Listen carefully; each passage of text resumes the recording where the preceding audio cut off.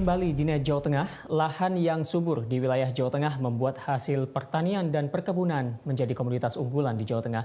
Meski bukan kebutuhan pokok, namun hasil tanaman ini sangat dibutuhkan keberadaannya.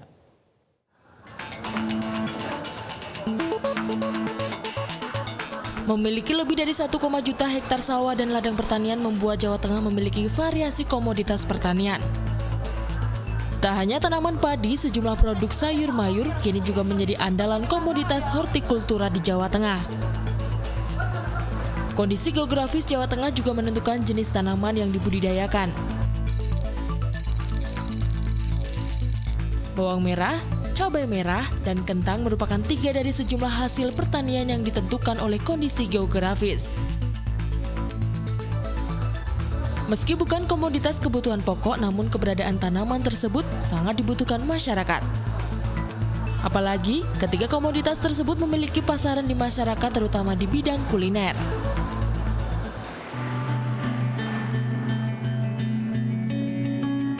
Namun kini hasil pertanian unggulan tersebut mulai dikembangkan di daerah lain.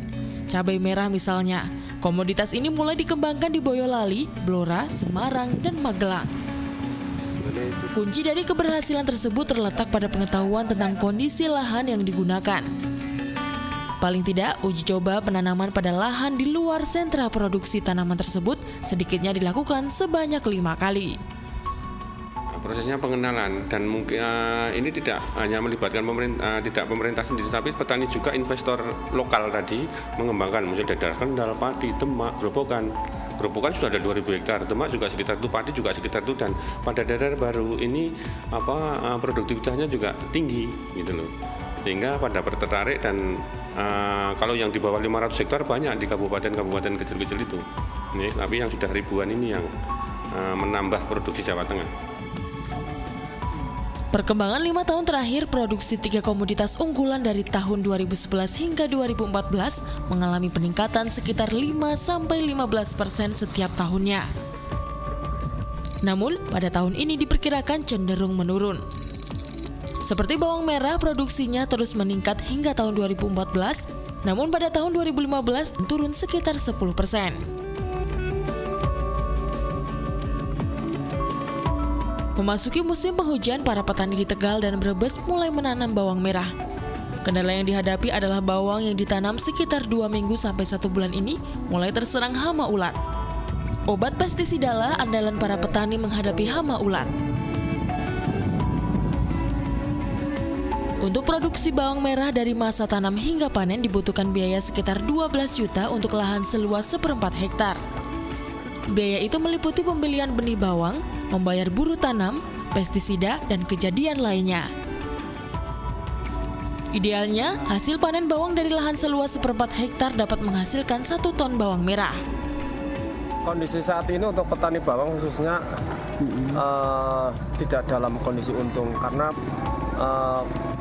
saat ini meskipun harga lagi di atas angin, tapi petani khususnya di Kota Tegal dan Brebes itu tidak menikmati hasil panen. Karena apa? Karena mereka semuanya gagal panen. Nah, dalam hal ini saya selaku Ketua Kelompok Tani meminta kepada pemerintah agar dapat mengatur regulasi hasil panen bawang tersebut. Misalnya pada saat petani tidak panen, ya sudah menjadi keharusan pemerintah harus turun. Tetapi pada saat panen raya, sebaiknya pemerintah tidak mengimpor bawang merah. Saat ini hasil panen bawang merah ini baru dipasarkan di wilayah Jakarta dan luar Jawa. Kedepannya hasil panen bawang merah ini diharapkan bisa menembus pasar ekspor.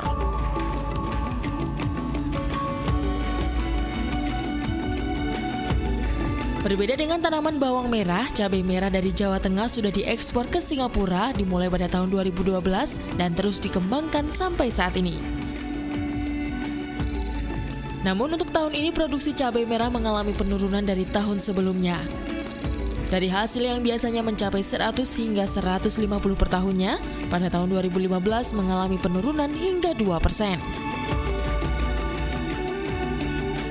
Biaya produksi 1 ton tanaman cabai merah berkisar Rp4.000. Biaya ini belum termasuk kejadian luar biasa seperti penyakit tanaman atau hama. Untuk harga bibit cabai berkisar antara Rp100 hingga Rp155 tergantung umur dan jenis bibit tanaman cabai. Bila cuaca bersahabat, dalam 3 bulan tanaman cabai sudah bisa dipanen. Untuk satu pohon diprediksi menghasilkan 0,8 sampai 1,2 kg cabai siap jual.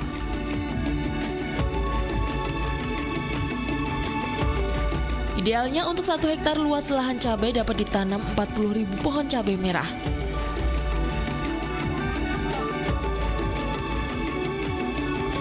Petani berharap adanya tata kelola harga cabai di lokal agar harga jual tidak jatuh. Kami berharap ada peran, ada campur tangan pemerintah untuk istilahnya bagaimana cabai itu bisa harganya dipatok gitu loh.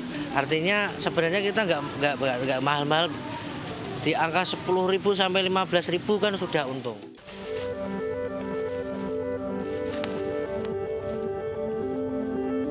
Sistem tanam cabai yang sering digunakan adalah tumpang sari, yakni dalam satu petak kebun cabai juga ditanam berbagai jenis tanaman sayur secara bersamaan.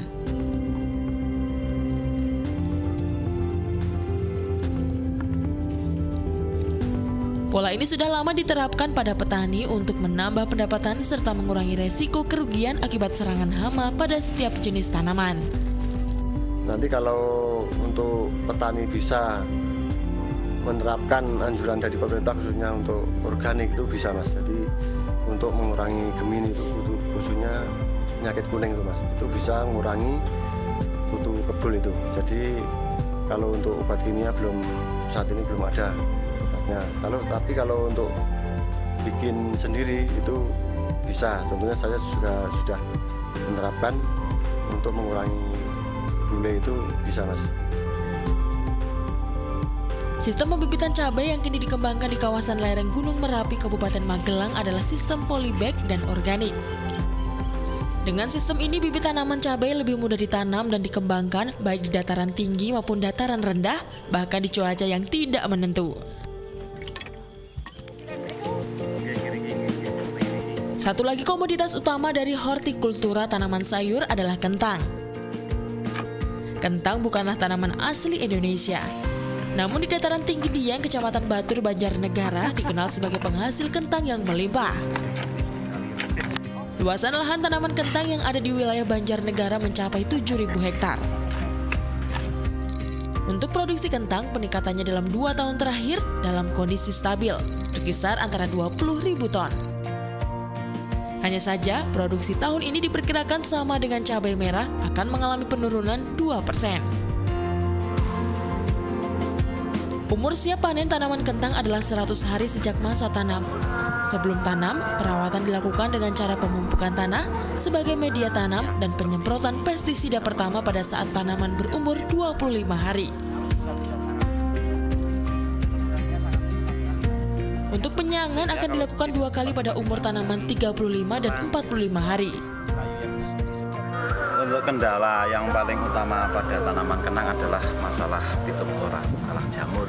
Karena penyebarannya sangat cepat, apabila tanaman sudah terkena jamur ini, selang paling lama 1 minggu ini sudah bisa habis kalau tidak segera diatasi.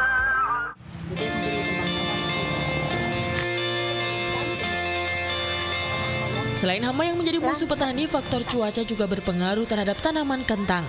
Angin besar dapat menyebabkan tanaman roboh dan mati, sehingga dalam perawatannya harus lebih ekstra hati-hati. Sederet permasalahan yang dihadapi petani bukan hanya pada masa tanam saja. Pasca panen, para petani masih harus menghadapi tengkulak dan bernego soal harga. Sebaik apapun hasil dari komoditas pertanian, diperlukan campur tangan pemerintah dalam stabilisasi harga. Dengan adanya stabilisasi harga tersebut, para petani dapat menjaga keberlangsungan hidup dan usahanya. Biasanya di pasca panen, ya, kalau budidaya bisa kita kawal, tapi di pasca panen kaitannya dengan harga ini yang sering Horti ini kalau pas untung tinggi, pas jatuh tinggi. Nah, ini upaya-upaya pemerintah adalah untuk memantau produksi dan stabilisasi harga. Nah, ini melalui nantinya ya tentunya Bulog ya, untuk peran pemerintah yaitu lewat Bulog. Untuk memajukan produk hortikultura agar selalu menjadi unggulan, para pengamat menilai Dinpertan TPH Jawa Tengah perlu memetakan luasan tanaman berdasarkan potensi tanam di setiap kabupaten kota. Dan pengawasan terhadap para petani dalam mempraktikkan teknologi yang relatif sudah bagus. Lakukan analisis masalah yang sebenarnya ya, sehingga masalah yang dihadapi petani itu benar-benar masalah real yang dihadapi, sehingga penanganannya juga real. Karena banyak sekali penanganan yang ditangani itu sebetulnya tidak menyentuh akar masalah. Segudang permasalahan yang dihadapi petani menanti uluran pemerintah untuk membantu menyelesaikannya. Tidak hanya stabilisasi harga, sejumlah masalah infrastruktur dan pendampingan untuk meningkatkan hasil komoditas hortikultura juga dinanti para petani.